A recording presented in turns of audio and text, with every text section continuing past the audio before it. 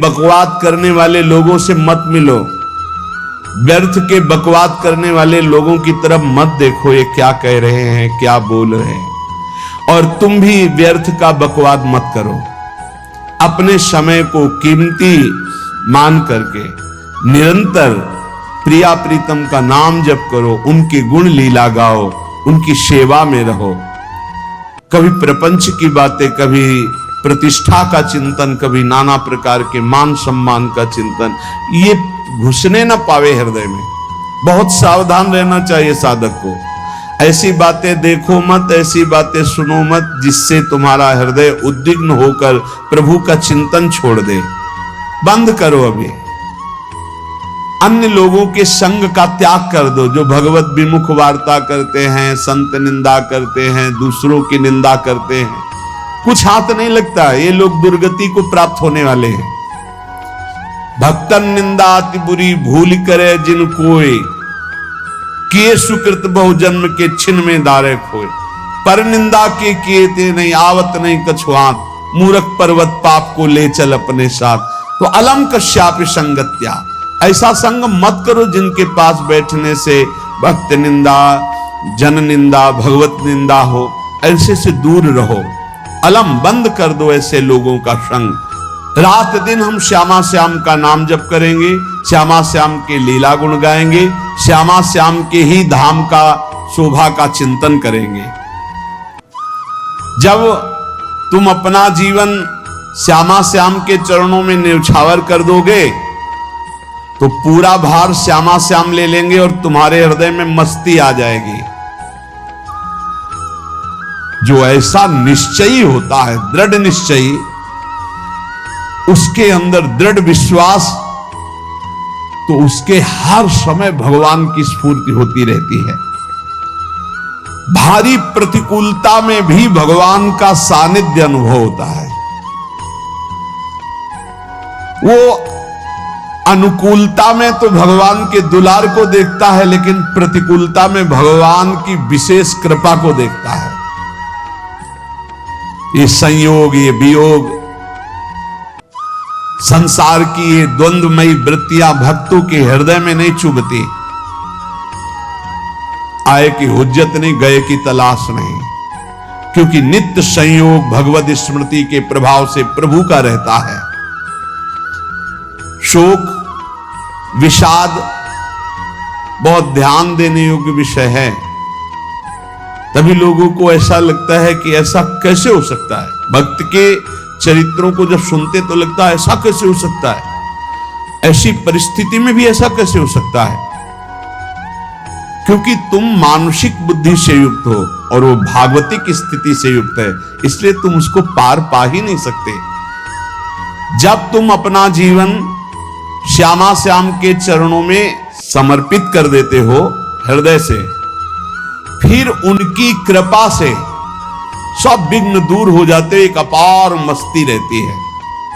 नहीं तो शोक, विषाद, दुख, क्लेश, कष्ट, संताप, भय, उद्वेग, ये सदैव सताते रहते हैं। इसी से डिप्रेशन होता है। बार बार नकारात्मक चिंतन, शोक, विषाद, दुख, चिंता, क्लेश, संताप, भय, उद्वेग, यही पूरे मानसिक स्तर को नष्ट कर देते हैं। उत्साहहीन जीवन हो जाता है। जब तुम श्यामा श्याम को समर्पित हो जाते हो तो ये सब प्रवेश भी नहीं करते, एक अपार मस्ती बनी रहती है। अब क्या होगा? श्यामा श्याम जो करेंगे वही होगा। श्यामा श्याम पता नहीं कैसा करें, नहीं, वो सदैव मंगल भवन है, वो जो करते महामंगल होता है। यह निश्चय उपासक के हृदय में आ जाना चाहिए। इसलिए अपना सारा मन, सारी बुद्धि, सारा जीवन, प्रत्येक श्वास प्रभु को अर्पण कर दो, फिर देखो तुम निहाल हो जाओगे।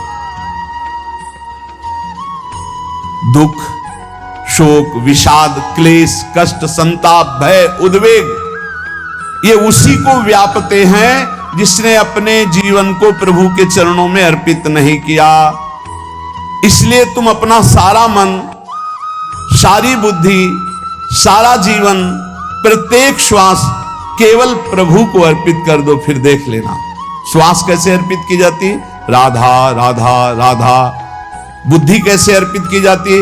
एकमात्र निश्चय कि भगवत सुख ही सुख है, ये जागतिक सुख सुख नहीं, ये दुख है, ये ऐसा दलदल है जिससे आज तक कोई नहीं निकल पाया। सारा मन, हम मन से केवल प्रभु का मनन करें, बार बार मन को संसार से हटा के नाम में, रूप में, लीला में, धाम में लगाएं।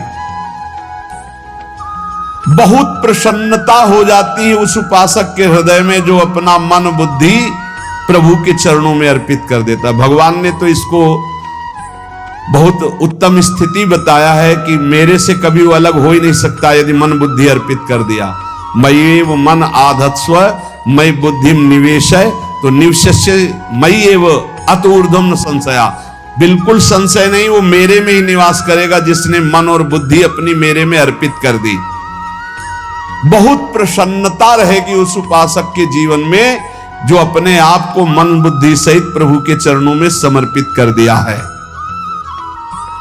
भगवान का आश्रय लेने वाले की पहचान है हर परिस्थिति में प्रसन्न रहना।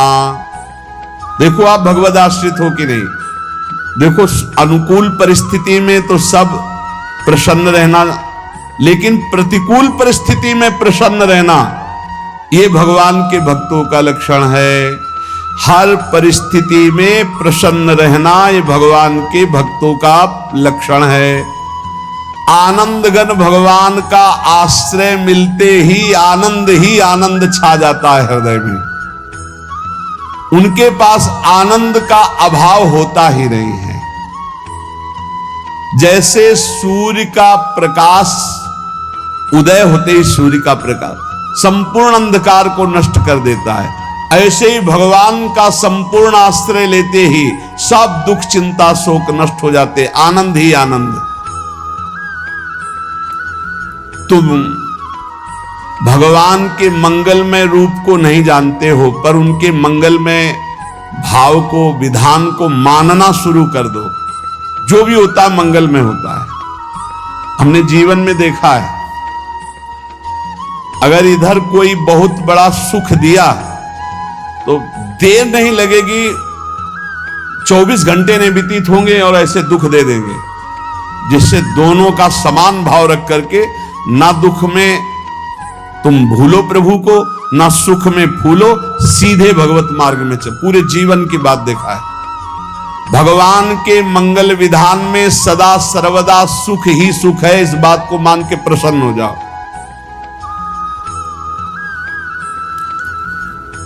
जब भगवान का भजन करने वाले की तन्मयता बढ़ती है भजन में, तो द्वेषी जन अपने आप तैयार हो जाते हैं। भक्त कभी किसी से द्वेष नहीं करता, अपने आप वो द्रोह करने लगते। तो नरसिंह मेहता जी से बहुत गांव के कई लोग थे जो जलते थे, ऐसे जलते थे कि अब क्या करें, कैसे मिटा दे नरसिंह मेहता जी को। अब उपाय तो मिल नहीं रहा था। तो एक दिन संतों की मंडली आई और उन्होंने कहा कि हम रास्ते में कोई चोर आदि धन ना ले ले, इसलिए यहां से किसी की हुंडी चलती है क्या द्वारिका में? पहले ऐसा था। बोले हाँ, हमारे यहां बहुत बड़े सेठ हैं नरसिंह मेहता जी, पर आप कहोगे वो मना कर देंगे। कई बार कहोगे, अगर वो स्वीकार कर ले तो वहां। और उनका लक्ष्य था कि नरसिंह मेहता जी की तो खाने की भी सुविधा नहीं थी, हुंडी कहां की बात है। उनका था कि जब वो ना कहेंगे तो संतजन नाराज हो जाएंगे, अगर हाँ कह दिया तो वहां हुंडी चुकेगी नहीं, तो संतजन अपने आप इनको शाप दे देंगे, अपराध बन जाएगा, ये नष्ट हो जाएंगे। संतों को भेजा नरसिंह मेहता जी ने, सबकी दंडवत की, चरण पखाड़े। तो उनका ये इतना रुपया है, द्वारिका में साधु सेवा हम करेंगे, वहां तुम्हारी हुंडी चलती है, तो आप अरे उनका आप कहाँ भूल रहे हो, यहाँ खाने की भी व्यवस्था। बोले हमें सब पहले से बता दिया गया कि आप मना करोगे, बार बार मना मत करो, हमें पता है। तो उन्होंने ठाकुर जी की तरफ देखा, बोले क्या लीला है प्रभु, संतों से हम क्या कहें, ये ले रुपए। उस समय स्वर्ण की मोहरें चलती थी, बेच के बाजार से खूब उन संतों को पवाया, उन्हीं संतों की सेवा की। और उनका अपने सेठ का नाम तो बताओ जहां हमें जाके हुंडी मिलेगी। सेठ सांवल सा सेठ। संत जन गए वहां, पूछा कि नरसिंह मेहता जी का जिन सेठ से परिचय, उनका नाम सांवल सा सेठ, उनकी गद्दी कहां है? तो जो कुछ भक्त थे वो द्वारिकाधीश की तरफ संकेत करते कि वही हैं। बोले नहीं नहीं, वो सेठ है, उनकी गद्दी चलती। पूरी बाजार में कहीं कोई। अब संत जन एकांत में होकर के बहुत विचलित हुए, क्या हमारे साथ धोखा हुआ? नरसिंह मेहता जैसा संत क्या धोखेबाज हो सकता है? देखो, संशय तो बहुत विचित्र होता है, बड़े बड़ों को संशय हो जाता है। जब भगवती सती जी को संशय हो गया, राम जी को हे खग हे मृग हे मधुकर श्रेणी ऐसा पूछते हुए कि सच्चिदानंद कैसे हो सकते, तो किसी को हो सकता है, क्योंकि वो बुद्धि की अधिष्ठात्री देवी है। जो ही उनके मन में ऐसा आया कि क्या हमारे साथ धोखा हो रहा है, इतने में ही देखा जय हो सांवल सा सेठ की। वो कहा सांवल सा सेठ? तो देखा बढ़िया मुनीम जी उनके साथ, तो सेठ बस्ता लिए हुए मुनीम जी, सरकार इधर से चलो। तो कहा सांवल सा सेठ आपका नाम है? संतों ने कहा। बोले हाँ। बोले नरसिंह जी? हाँ। बोले आपकी हुंडी आ गई है। हुंडी एक कागज में लिखा कि ये हमारे सेठ जी को दे देना। वैसे लोग मुझे माखन चोर कहते, कोई कुछ कहता है, लेकिन आपने सेठ बना दिया। जब आपने सेठ बना ही दिया तो आप कभी परवाह मत करना दो। और ये सेवक आपकी सेवा में सदैव तत्पर है। भगवान ने ऐसा लिखा। जो भगवद आश्रित है, एक बार ये चलता रहता है, जो संत जन होते हैं उनके विरोधी अपने आप बन जाते हैं, किसी से कोई मतलब नहीं, अपने आप विरोधी बन जाते हैं। कबीरदास जी का पूरी काशी में यश था। भजन करने वाले महापुरुषों का यश बढ़ता है जब, तो जो भजनहीन होते हैं उनके हृदय में जलन पैदा हो जाती है और वो उनको विविध प्रकार से फंसाना चाहते हैं, उनको कष्ट देना चाहते हैं। तो कबीरदास जी के यश को भूमिल करने के लिए कुछ ब्राह्मणों ने एक रचना रची। मुड़ मुड़ा के कबीरदास जी के शिष्य बन करके पूरी काशी के सब आश्रमों में निमंत्रण दे आए। कल भंडारा है, संत सेवा है, सबने स्वीकार किया। कबीरदास जी अपनी दिनचर्या करके निकले तो संत मंडली आने लगी। बोले कै बजे सेवा है? साधु सेवा। बोले कौन सी साधु सेवा? बोले कल आपके शिष्य जन निमंत्रण दे के आए, पूरी काशी के सब संत आ रहे हैं। कबीरदास जी ने कहा हाँ, तो एक की भी व्यवस्था नहीं, पूरी काशी के संत आ रहे। अच्छा, समझ में आ रहा है, लीला बिहारी तुम लीला करना चाहते हो। गए अपना निकल गए गंगा किनारे, एक झाऊ के नीचे बैठकर अपना भजन ध्यान में मगन है। 11-12 बजे तो उन्होंने देखा संतों की मंडली, काशी तो बहुत।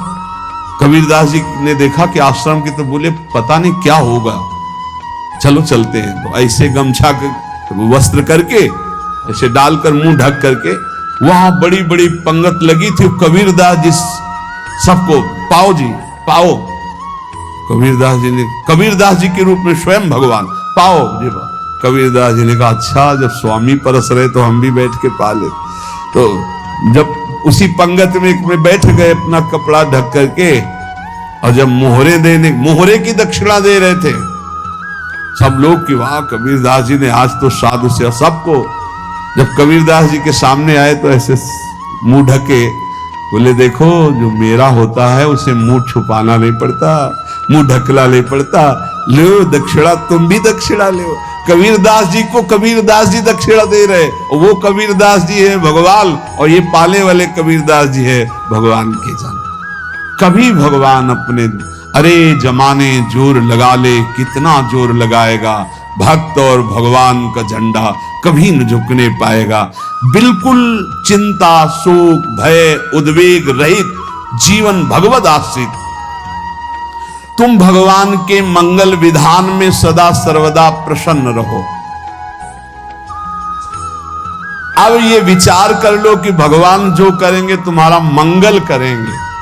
अब थोड़ा ऐसा बीच में लगता है कि अमंगल हो रहा है क्या, लेकिन पक्का समझो बहुत बड़ा मंगल उनका विधान होता है। बहुत ही उत्तम मंगल होता है भगवान के शरणागत का। भगवान हमारे विचारों वाले नहीं हैं, हमारे विचार प्राकृतिक है, भगवान के विचार चिदानंदमय हैं। वो अपने विचार से हमारा मंगल करते हो, हम अपने विचार से मंगल चाहते हैं। भगवान के विचार से मंगल ही हमारा होगा, इसलिए कभी हमको चिंता शोक भय नहीं करना चाहिए। भगवान की ओर से कभी तुम्हारे लिए ऐसा विधान नहीं होगा कि तुम दुखी हो जाओ, बस तुम्हारी सोच हो सकती है, उसका परिणाम बहुत मंगल होगा।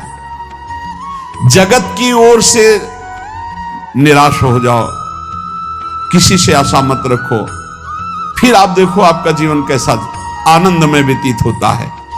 ये जो जगत की आशा है यही दुख प्रदान करती, सच्ची जगत की आशा ही दुख प्रदान करती है। अगर जगत से कोई संबंध न रखा जाए और भगवत भाव में रहकर तो बहुत अच्छा जीवन चलेगा।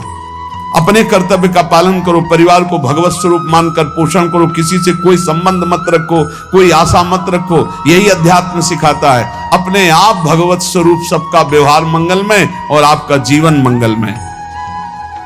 अपने घर में ऐसे रहो जैसे किसी अतिथि के घर में रह जाता है, चलना है, यहां से जाना है।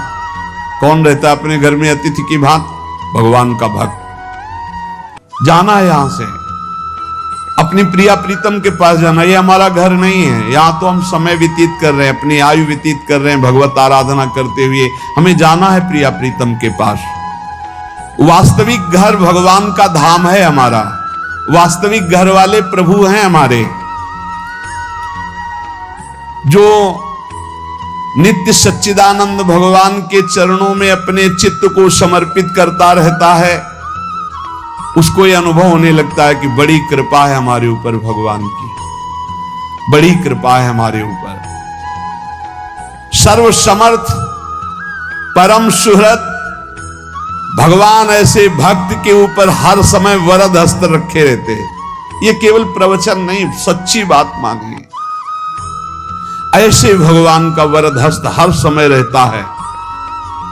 जब भगवान की छत्र छाया में भक्त अपने को देखता है तो आसपास घोर विपत्तियों का भी समुदाय हो तो भी वो आनंद में मगन रहता है। हर हालत में आनंदित रहना ये भक्त का स्वभाव है। भगवान ऐसे भक्तों को प्यार करते हैं जैसे कछुआ अपने अंडे को बाहर रख आवे और रात दिन उसका चिंतन करे। जब भक्त भगवान को समर्पित होता है तो भगवान रात दिन उसकी ऐसे चिंतन सुरक्षा करते हैं।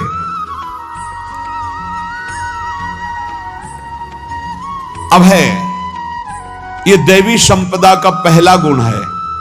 ये भगवान के शरणागत पर जागृत हो जाता है, वो भयभीत नहीं होता, किसी भी उससे भयभीत नहीं होता। यही डर ही डरप हरिवंश हित, जिनो भ्रमय गुण सलिल पर। इस डर से डरते रहना चाहिए कहीं गुण रूपी पानी में फिसल न जाए, नहीं तो गलती हो सकती है। साधक सावधान रहे। ये अभय दैवी संपदा का सबसे बड़ा गुण है। जो भयहारी भगवान की शरण में आ जाता है तो उसके अंदर ये अभय प्रकट हो जाता है। अगर कहीं तुम्हें एकांत में भय लग रहा है, एक आदमी तो एकांतिक में आए थे, वो कह रहे थे कि हमें हर समय भय लगा रहता कि कोई हमारे पीछे है, अंधेरा तो लगता कोई खड़ा है, मैं जीना मुश्किल हो गया, ऐसा भय। देखो ये मन कैसा है, भगवान से विमुख होने पर कैसे डरवाता है। वो कह रहे हैं हर समय मुझे डर लगा रहता है, कोई सामने खड़ा है, कोई पीछे खड़ा है, ऐसा भय लगने लगता है। और जब भगवान की शरण में आ जाते हैं तो ये अभय स्थिति हृदय में जागृत हो जाती है। कोई भी भय आसपास आ ही नहीं सकता, यहां तक कि नरक का भी भय खत्म हो जाता है जो भगवान की शरण में है। महापापी भी पुण्यात्मा महान भक्तों के समान वो उत्तम गति को प्राप्त हो जाता है जो भगवान की शरण में हो जाता है। पर ये जो भोगों का आश्रय लिए हुए हैं, मनमानी आचरण कर रहे हैं, ये कभी उस अभय को जान ही नहीं सकते कि अभय पद है क्या।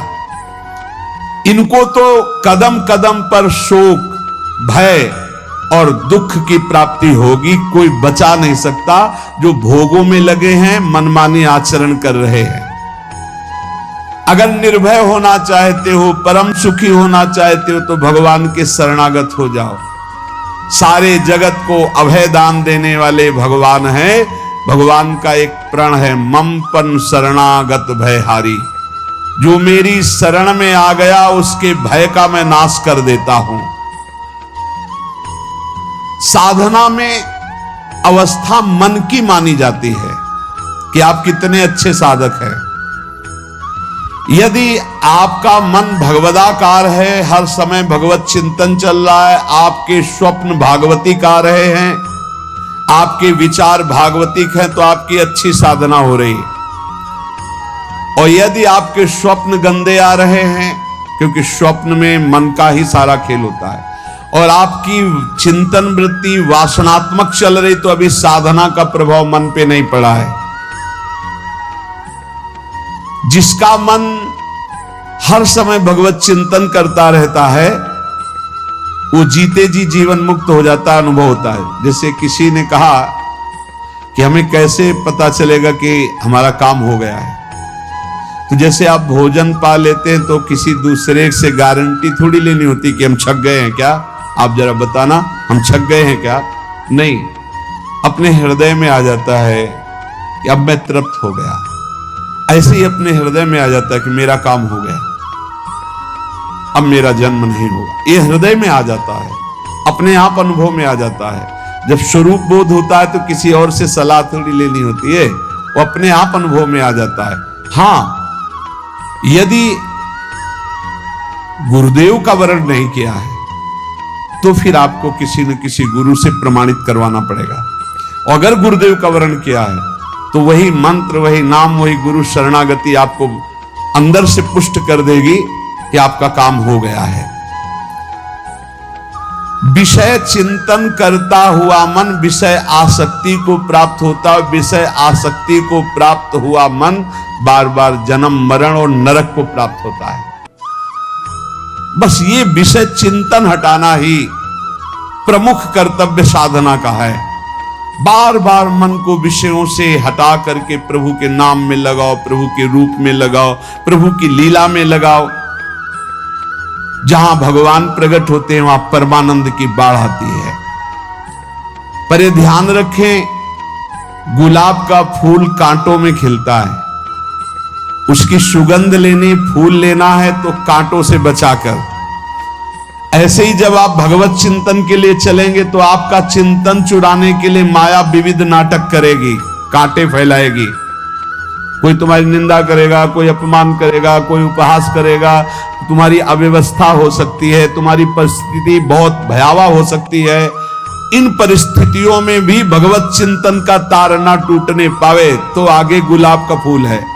जैसे कांटे से बचाकर गुलाब का फूल लेते हैं और भगवद अर्पित करके सौरभ का सुख लेते हैं, ऐसे ही भगवान के प्रेमानंद का अनुभव करने के लिए संसार के कांटों से बचना होगा। और खिलेगा यही फूल संसार में ही, मनुष्य देह में, और योनियों में नहीं। भगवत प्राप्ति स्वर्ग में नहीं होगी, इसी मृत्यु लोक में होगी। पहले मन नहीं लगता भगवत चिंतन में, भगवत चिंतन जबरदस्ती करना पड़ता है। भगवत चिंतन जे ही प्रारंभ करोगे ते ही बहुत बाढ़ आ जाएगी पाप चिंतन की।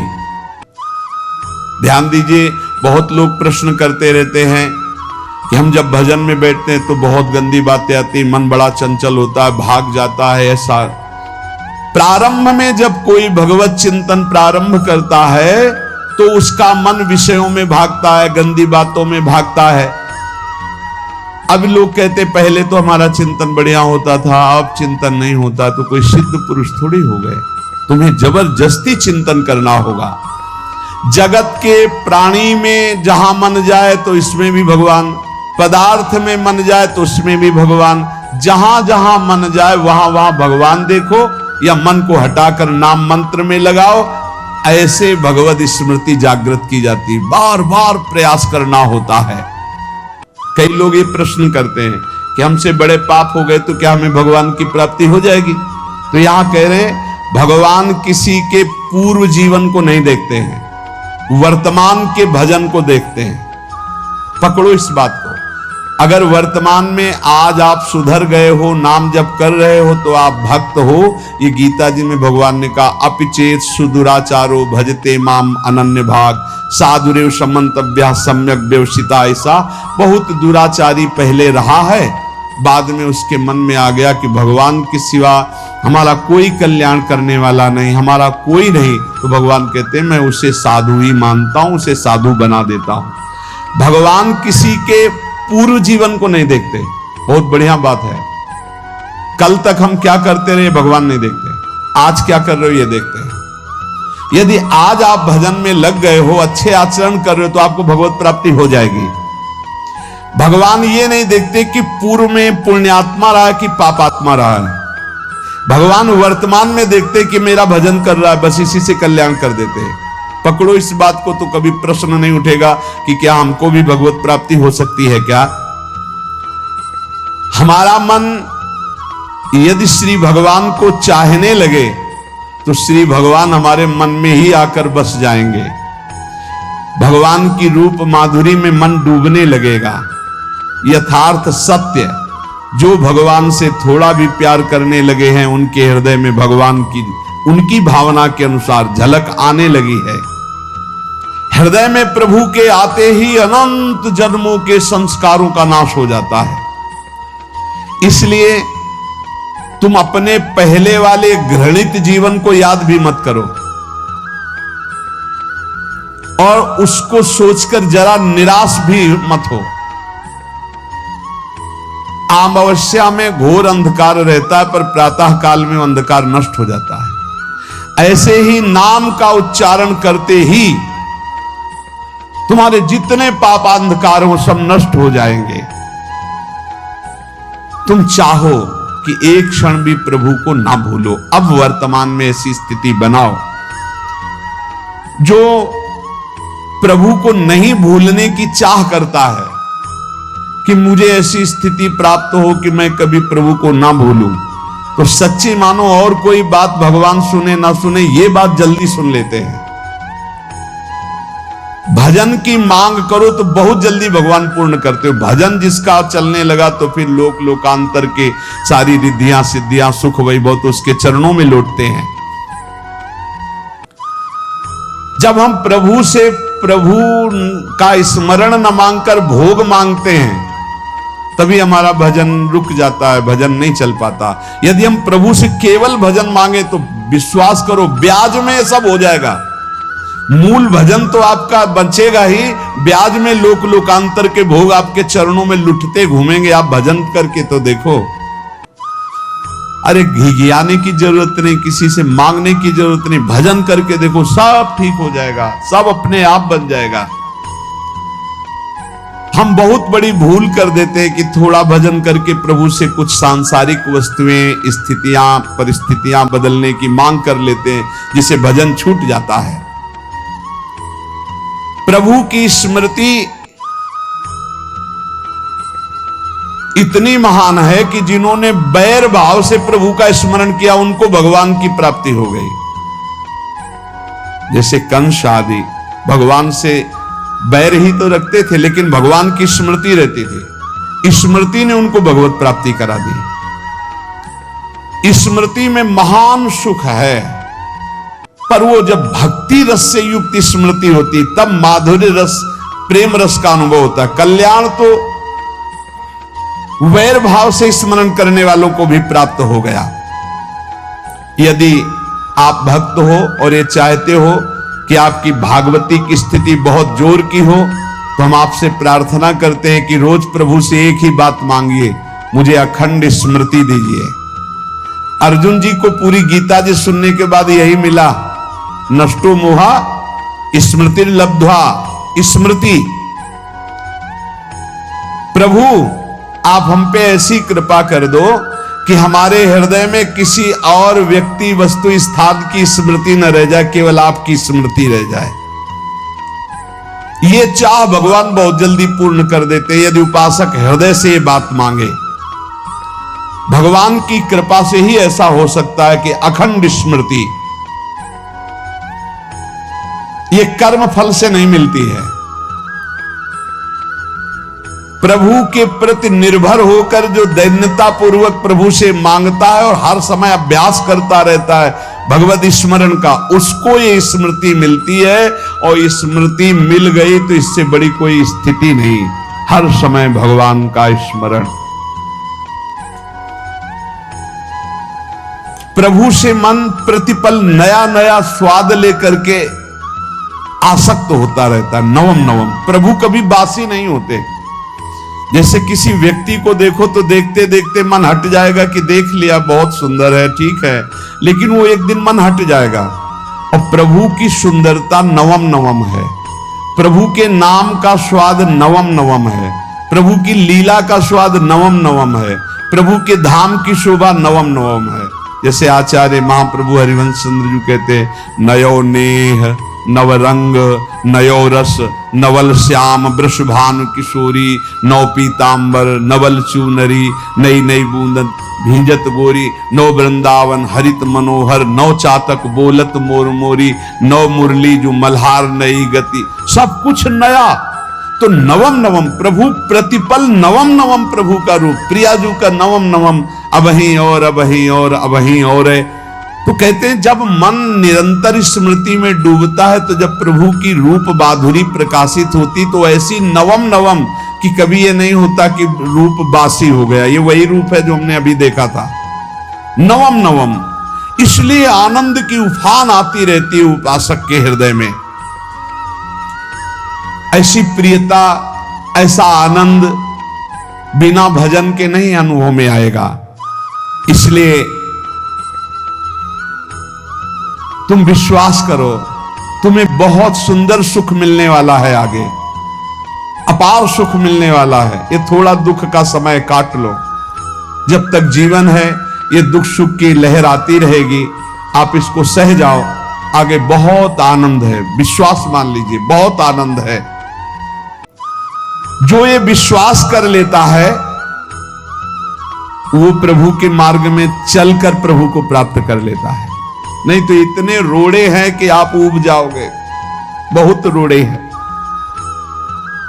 जो प्रभु के मार्ग में चलता है तो माया के बहुत से पार्षद अपना प्रभुत्व दिखाने उनके पास आते हैं, महिमा अपनी दिखाने, पर वो किसी वस्तु, स्थिति, अवस्था, प्राणी, पदार्थ का प्रभाव स्वीकार ही नहीं करता, क्योंकि भगवत स्मृति परायण है, भगवान की कृपा पर विश्वास है, इसलिए उसको कोई फंसा नहीं पाता।